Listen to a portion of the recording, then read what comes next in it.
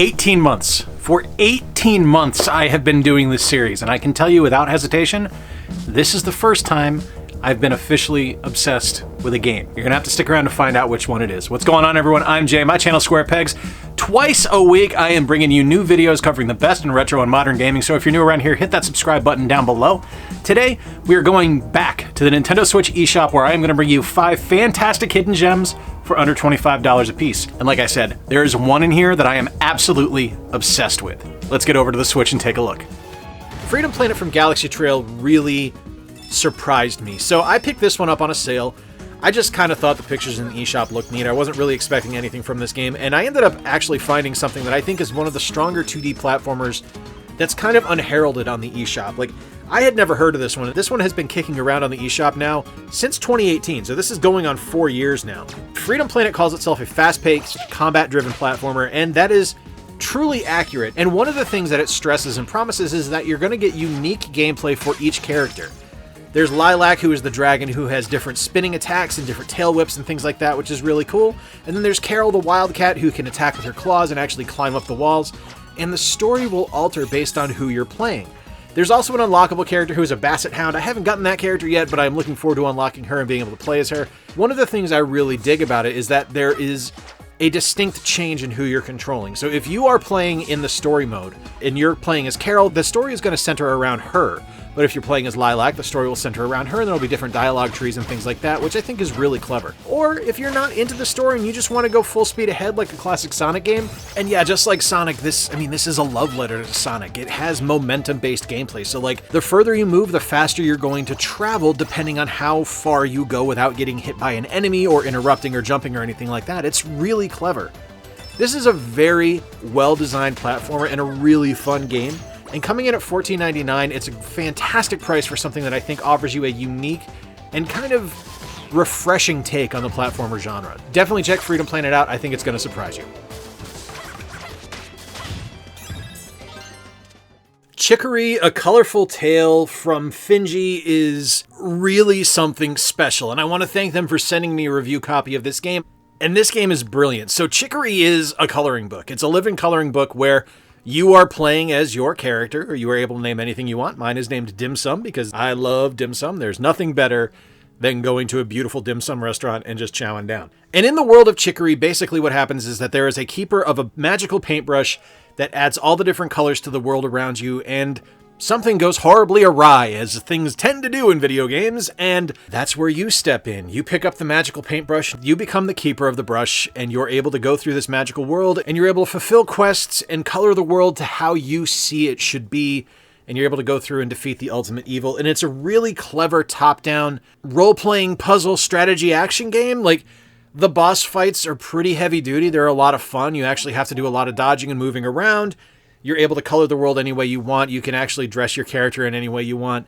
And talking to the different townspeople around the world is going to give you different quests that you're able to complete. It's just an incredibly charming game. Like, this is just a wholesome experience to me. Like, there's nothing in this game that I look at and I go, all right, that doesn't really work, because the game just kind of plays. Like, it just lands. Like, you get in, you understand what you're supposed to do, and you understand the world. You're introduced to the game by all the color disappearing from your world, and it's up to you to fill it back up and find Chicory and find out what's going on. You use the paintbrush to manipulate the environment and actually solve puzzles in that regard, which I think is super clever, because certain things you'll paint will grow bigger and they'll be able to use as like a throwing platform for you to move further into the level, or you'll be able to erase the paint on them and causing things to shrink and move out of your way so you're able to get through different barricades. I've thoroughly enjoyed my time with Chicory. I think it is an absolutely fantastic title, and thank you again to Finji for providing me with a review copy of the game. You can pick it up on the eShop today for $19.99.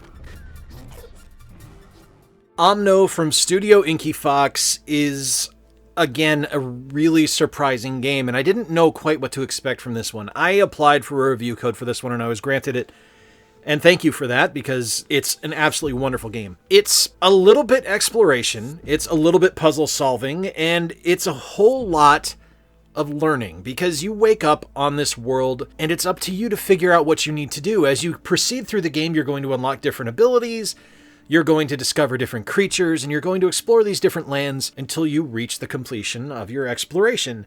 And it's not a frantic game by any stretch of the imagination. Like, this isn't like a traditional 3D platformer where it's like, oh no, there's enemies everywhere. It's paced. It's emotional, for lack of a better term. Like, you are discovering this forgotten world. You are the last survivor, it seems like, and you're going through this world and you're discovering it through the words of people that have gone before you. It's a little bit like finding the different audio cues in Horizon Zero Dawn in that regard. Although that's a terrible analogy because Horizon's a really fast-paced action game, but discovering like the audio clues of what the old world was like is a lot like what happens in this game. And I think the fact that this was developed by one person, this was developed, and I'm probably going to just absolutely just destroy the way this is pronounced, but Jonas Monkey developed this game by himself over 5 years. He's an animator, and it shows in this game because the animations are just lovely for both the main protagonist character as well as all the different creatures you're going to find. It's just a beautifully animated and beautifully designed game, and it's just so cleverly done. And the best thing I can say about it is that because it is a game about exploration,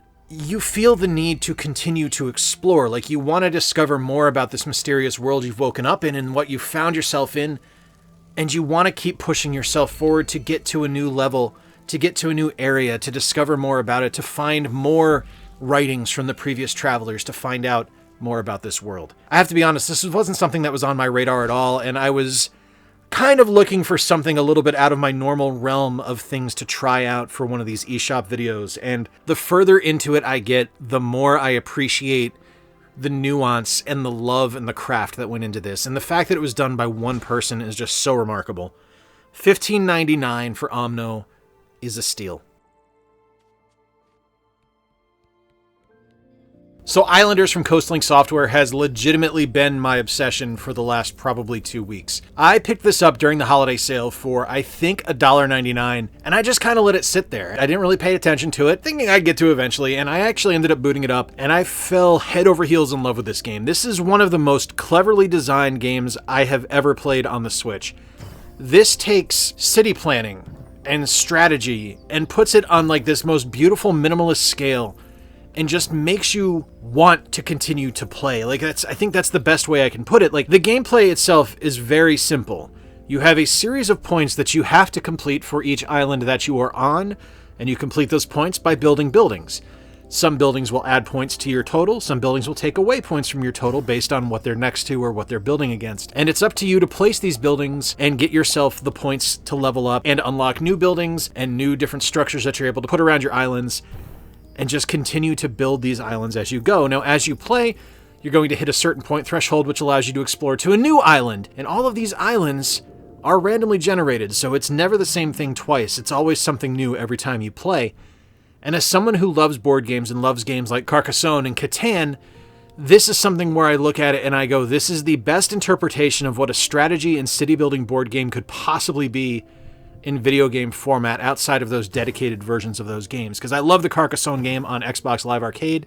I love every version of Catan I've ever played, but this does something a little bit different and makes its own mark and takes its own path to creating something just beautiful and magical and fantastic.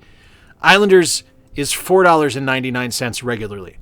It's dirt cheap. And if I could tell you to buy any game immediately, this would be the one I would suggest for you to buy because it is that good.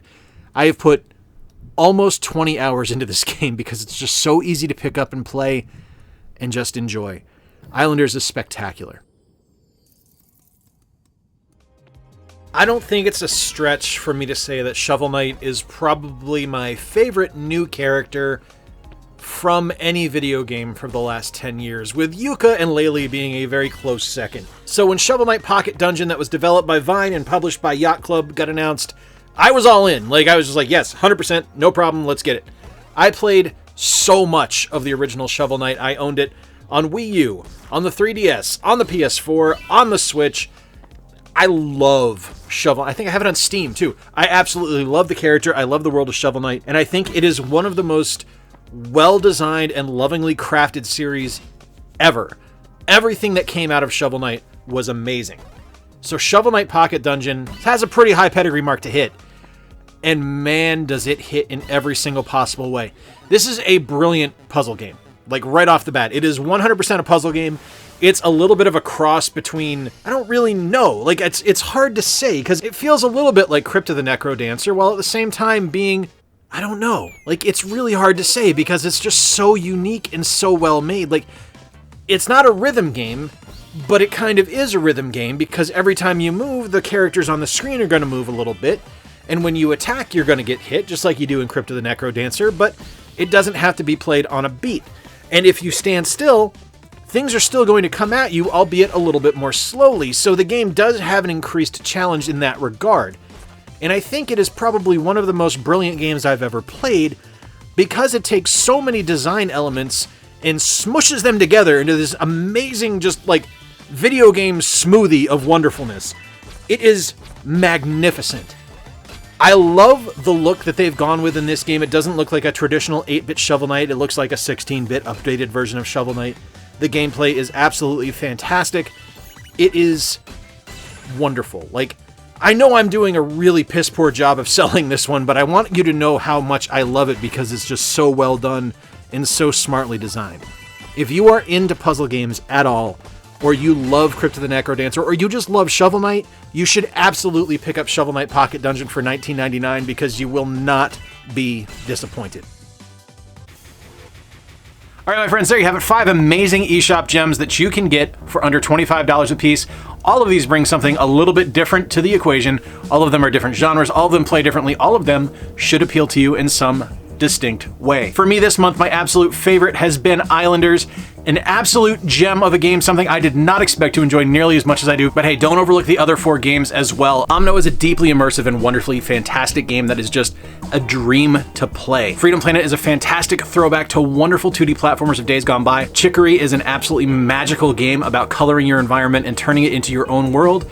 And Shovel Knight Pocket Dungeon, you can't go wrong with Shovel Knight.